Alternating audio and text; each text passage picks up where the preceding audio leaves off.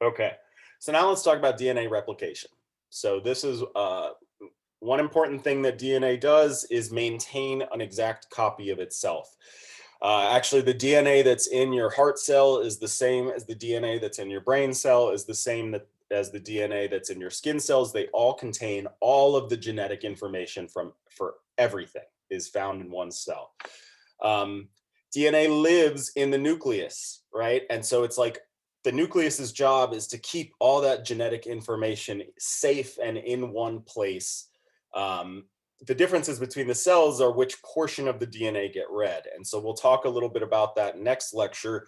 This lecture is going to be focused on DNA replication, how DNA copies itself when a new cell is made, right? And again, the whole goal is every single time it wants to make an exact copy of what it currently has, right? That's to preserve all that genetic information that's in a cell. So if I would copy DNA if I'm going to make a new cell, I need to transfer all that genetic information into that new cell. Okay. So what we're going to talk about is DNA replication. So we have the strands of our original DNA, which we call the parent strands, the parent DNA molecule. They have to first be separated to allow for the synthesis to occur. Okay, so first step is actually the unwinding of a double helix, or breaking all those hydrogen bonds in our base pairs. Each individual strand will then act as a template. Okay. As DNA is being built, as DNA is being replicated, those new strands are going to be built by using individual nucleoside triphosphates, right? So it's only the monophosphate that will make its way in to the backbone of the DNA, but the components that are being used are the triphosphates. Okay, and it's because when you break off those other two phosphate groups, it releases enough energy to form that new bond.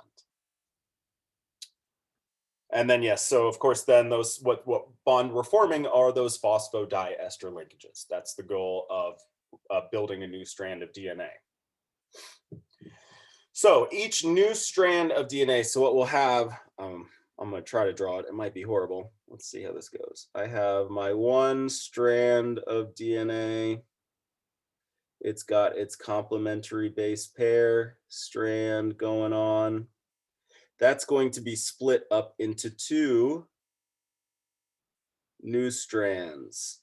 All right, each one contains one strand from the original and, well, I don't know how I just unlocked that new tool. One strand from the original and one from the new copy. Okay, so this would be a very terrible picture of DNA replication. Starting off with the parent strand, you get two new strands of DNA, a double helix where one strand is from the parent strand and one strand is the newly synthesized, right? So my blue strand was the newly synthesized, my green strand was from the original DNA. The whole goal is that those two new strands that are formed are an exact copy of the original strand.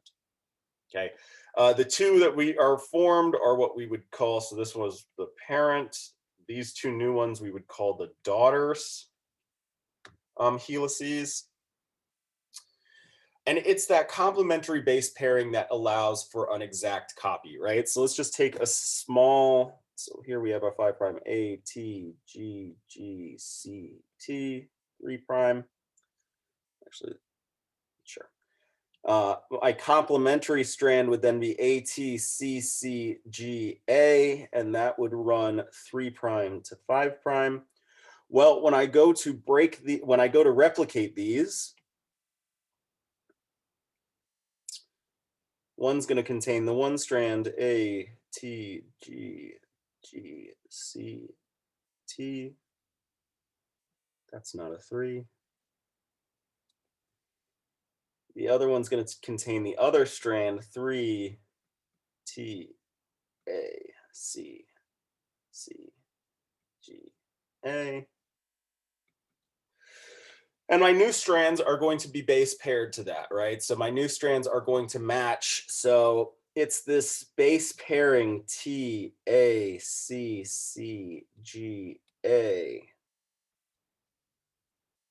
And then down here would be the opposite, A, T, G, G, C, T. So it's that complementary base pairing that makes it so that my two new daughter strands have the exact same sequence as my original double helix, as my parent, right? So you can convince yourself of that here. Yeah. Okay, so let's talk a little bit about, we're going to sort of dive into this process and kind of uncover the different layers of complications here. So first of all, let's just zoom in here. Importantly, again, the first step is going to be to unwind our parent strand, right? So this is our parent DNA, which is in purple. So actually I'll parent DNA in purple. You have the two new daughter strands that are forming. One of them they each contain one parent strand in purple, but as well as the newly synthesized strand in blue, okay? This happens, again, you have to unwind that DNA. We call that point at which it's being unwound the replication fork. Okay, so at which point you're separating these two strands, we call that the replication fork. And we have these new nucleotides that are coming in, forming new phosphorodiester linkages. Right? That's the whole idea. You're pulling apart these two strands, and then you're adding nucleotides that are complementary, right? So on my parent strand, it was G. That's how I know on my new strand to add a C, right? It's all about that complementary base pairing. So now what is this leading, lagging, Okazaki fragment? What's all that business about? So let's complicate things a little bit. So first of all, it's a helicase that unwinds the parent DNA. Okay, so at that replication fork is an enzyme known as a helicase. That helicase's job is to unwind that DNA. DNA polymerase, so helicase unwinds. DNA polymerase, polymerase meaning to polymerize, to create a long chain. This is the enzyme that catalyzes the replication process at, again, what we call that replication fork. Okay, so one enzyme is sitting there doing the unwinding. Another one, DNA polymerase, is the thing that's adding those nucleotides together as it's reading the one strand. The thing about DNA polymerase is that it can only add nucleotides in the 5' to 3' direction. Okay, so it can only add on to a free 3' group. It can only add a new nucleotide onto a free 3' group, right? A free 3' hydroxyl. So on one of those strands, it can just move continuously linking together, right? So if we look at our sort of picture of what's going on here, let's just focus on the top real quick. On the one side, again, the new strand is in blue. It's going from 5' to 3', so DNA polymerase can just go continuously in one direction, adding new building blocks on there. All right, because it's growing that chain in the correct direction, in that 3' or in that 5' to 3' direction. Notably, and I know it gets confusing, it's reading then the strand in the 3' to 5' direction, right? So it's creating 5' to 3', it's reading 3' to 5'. All right, so let's actually just write that down. So leading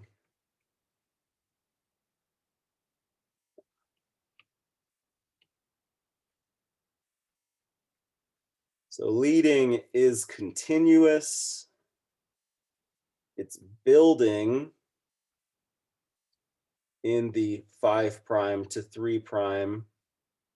It's building, and specifically we can say it's building the new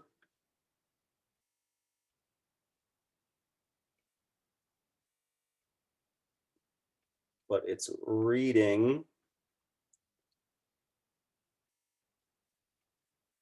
the parent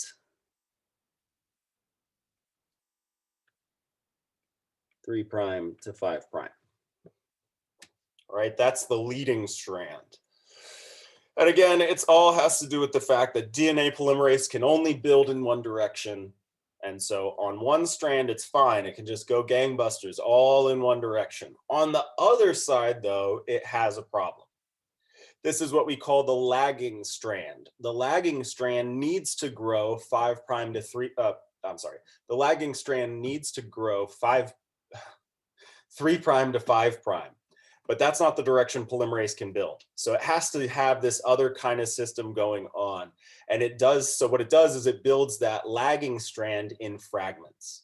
Those fragments are called Okazaki fragments. He's the dude that discovered this whole thing. And then after it does that, those fragments are joined together by an enzyme called DNA ligase. Okay, so let's take a look at what I mean here. So, yeah, the problem is DNA polymerase, like this thing is being unwound. So we can look here real quick. We have the helicase unwinding at that replication fork. On the leading strand, we have DNA polymerase that's just following that helicase, following that replication fork. As it's unwinding the DNA, it's just continuing to go. These single-stranded binding proteins, they bind to the opened replication fork after the helicase opened it to prevent it from closing back up again. All right. On the other side, though, on the lagging strand, the problem is that our DNA polymerase, this guy here, wants to move in this direction. So in the direction opposite of the helicase, right? Because again, it can only build in that particular direction, only build 5' to 3'. So what happens is you have another enzyme come along, Primase. What that does is, so that's this one here, it lays down a few nucleotides that match the parent strand. And then the polymerase will come along and bind to that primer and synthesize these different fragments, right? So here's one fragment that's being made currently in this picture, and it's about to run into the butt end of another fragment that was previously built, okay? So if we sort of want to picture here, right, here's my strand, my parent strand that's being unwound. This would be the 5' end of that and the 3' end. And it's being unwound in this direction here. That's the direction the helicase is moving. So what's going to happen is you're going to have a primase first come down and lay down a few fragments or a few nucleotides. Okay. The polymerase can then bind and continue the process until it reaches some endpoint, right? But then the helicase is still moving down. So now we have to do that again, over and over again. So now primase comes down, lays down a few fragments. Polymerase can bind and finish the job. And then eventually you get to this point here where these different fragments have run into each other. They are held on to that parent strand through that complementary base pairing, through that hydrogen bonding, but they are not linked together yet. So that's what ligase does. DNA ligase, after these two strands are formed, it will come along and finish the job by linking those fragments together, creating that phosphodiester bond that are linking those fragments together. Okay. So, yeah, so that's the process of replication. On the one hand, on the one strand, it's pretty straightforward because DNA polymerase can just move in that one direction. On the other hand, it has to build it in fragments because it's building against the flow of traffic, so to speak. All right, so just to summarize, helicase, what does helicase do? Helicase does the unwinding, creating that replication fork. Single strand binding protein comes along and just binds to those strands to prevent it from closing back up again. And now we have our two parent strands. One is the leading strand. That is pretty straightforward. DNA polymerase can do its thing, adding nucleotides onto the free 3' end. On the other strand, we have our lagging strand, and that requires a little bit more work. First of all, there's this primase that comes along and lays down short RNA segments. This allows the polymerase to do its job. And then at the end, you have to join these DNA fragments together using a ligase for your lagging strand. Okay, so let's see if we can't pass this learning check here. What are the short segments formed on the lagging strand? Looking at our word bank, those correspond to these Okazaki fragments. Those are those short segments. The starting point for synthesis of the unwound DNA, that's what we termed the replication fork. The actual enzyme that's doing the unwinding of the DNA, that's a helicase. And the enzyme that catalyzes the phosphodiester bond of complementary bases, that is DNA polymerase. That's the one linking nucleotides together, reading the parent strand and linking nucleotides together that are complementary to that parent strand.